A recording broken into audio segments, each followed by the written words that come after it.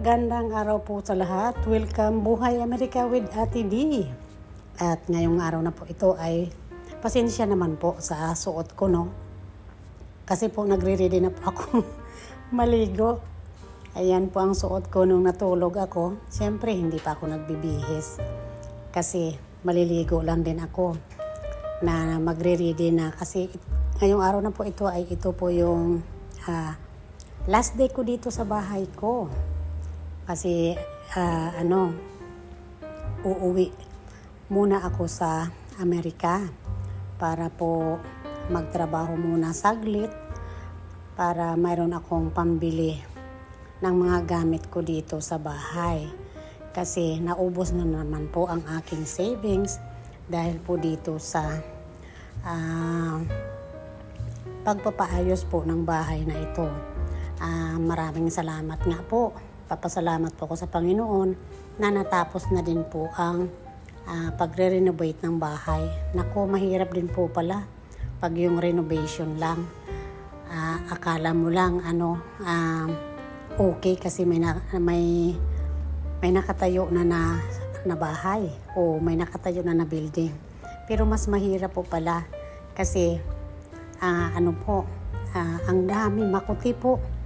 Marami kang tinitingnan na dapat ayusin at malaki din po ang gastos.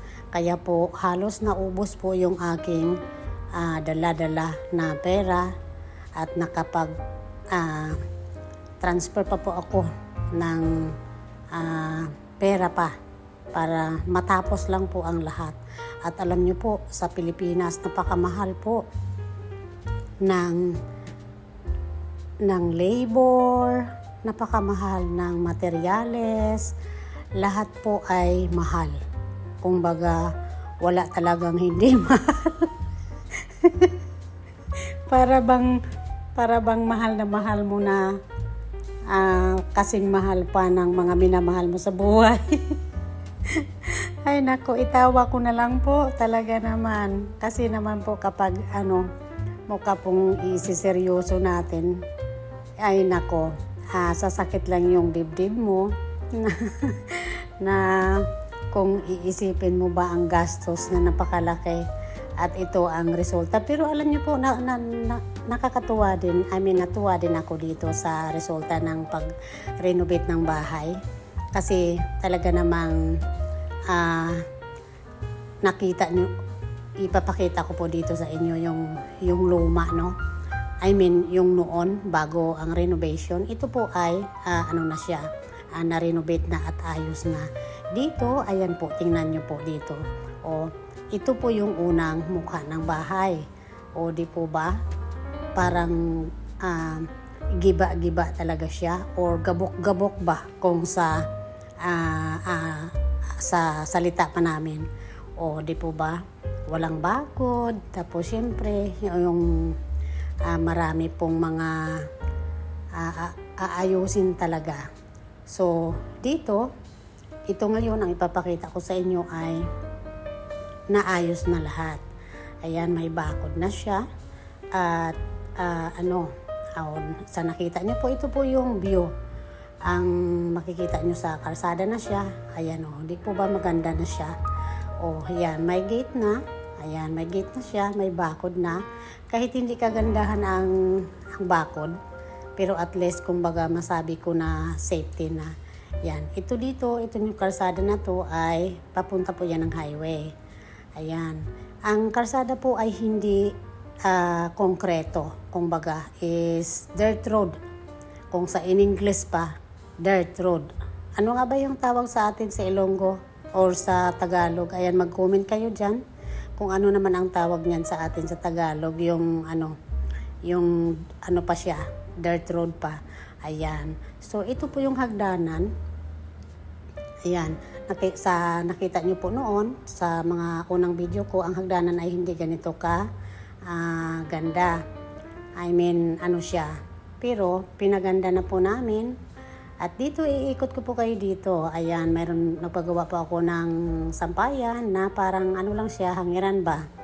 Ayan, napaganda po. So, dito sa likod, ayan, nakita nyo, Puro pa siyang mga damo-damo sa ngayon kasi siyempre hindi pa naman ako ready magtanim-tanim kasi siyempre uuwi pa nga ako ng Amerika, di ba?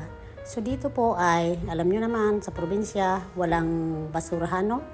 Kaya sinusunog namin ang mga basura namin na kung ano mang mga basura, sinusunog ko na lang diyan. At alam niyo naman libre ang sunog, ang daob ang tawag sa amin sa Bisaya. Dinadaoban. O, kaya, ayan, na ganyan kami. So, ito, may saging. Ayan, ang bunga ng saging, hindi ko na mapakinabangan kasi aalis na ako. O, tingnan nyo, napakaganda na po dito. Ang mukhang magulo noon, naging hapsay na, kumbaga, malinis na. Ayan, so ito yung kusina. Pinalagyan ko din siya ng screen. Kaya may siya, parang security door na din. So, ito yung kinalabasan ng kusina dito. Ayan, diba dati, pa yan, itong dito, madumi pa yan dyan at saka maitim. Yung ito, ayan, dito. Pinaganda lang namin. Pinasemento ko, nilagyan ng tiles. At ang bathroom, pinalagyan ko ng bagong toilet bowl o inodoro. Ayan, tapos pinalagyan ko ng lababo. Ang napaka-cute po niya. May may salamin. At dito po, ito po yung ginagamit kong bathroom kasi madali lang siya.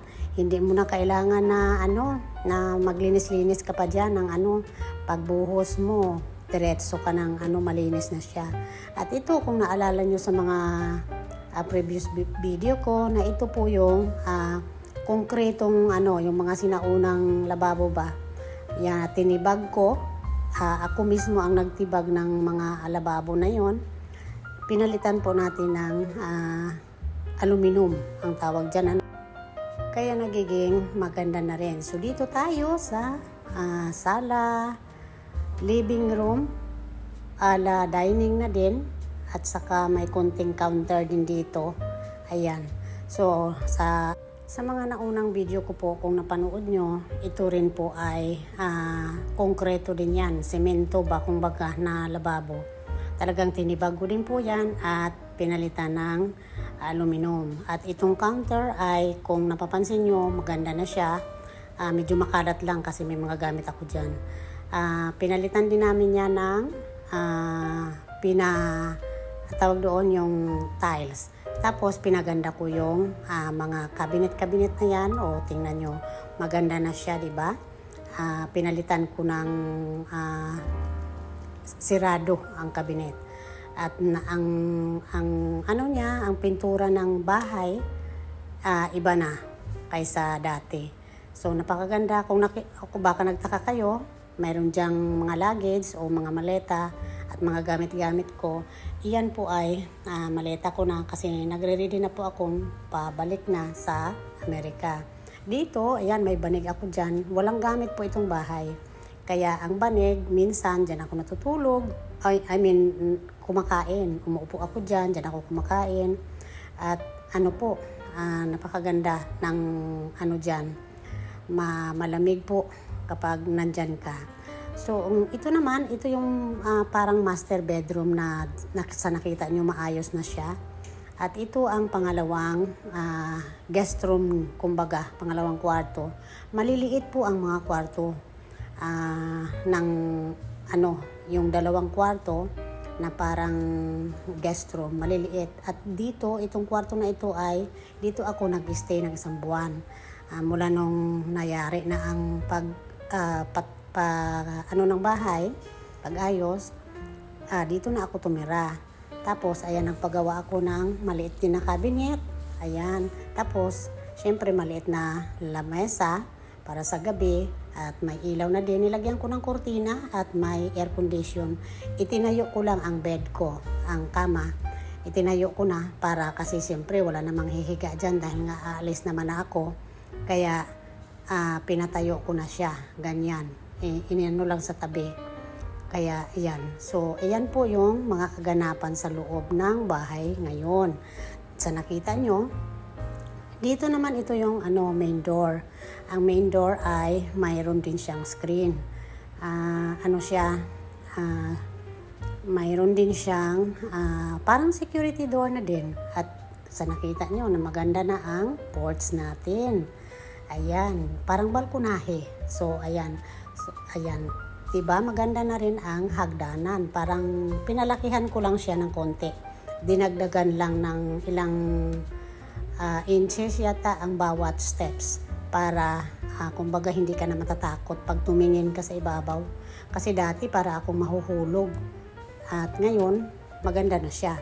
Hindi na siya, maganda na ang pagtingin mo kung baga hindi ka na matutulog ay mahuhulog. So kung nagustuhan nyo naman po ang video ito, pwede pong paki-like, paki-comment at pag-share. At kung hindi naman po mabigat sa inyong kalooban, mag-subscribe po sa aking channel, Buhay Amerika with Ate D. Ayan, so nakita nyo po, ayan na po ang kabuuan ng view ng bahay. Ayan, ito ang front na kung pagpalain pa tayo ng Panginoong Diyos, malagyan natin ang garahe dyan. At tingnan nyo po yung gilid, di ba? Dati, ang daming mga dumi-dumi dyan na inayos na talaga namin. Kaya, napakaganda na po ng view ng kapitbahay din. Kasi syempre, kahoy-kahoy, di ba? Mga kahoy, mahilig po tayo sa mga green. Kaya napakaganda po, natuwa po ako sa progress ng pag-renovate po ng bahay. Sana po nagustuhan niyo po ang video ito. Maraming salamat sa panonood.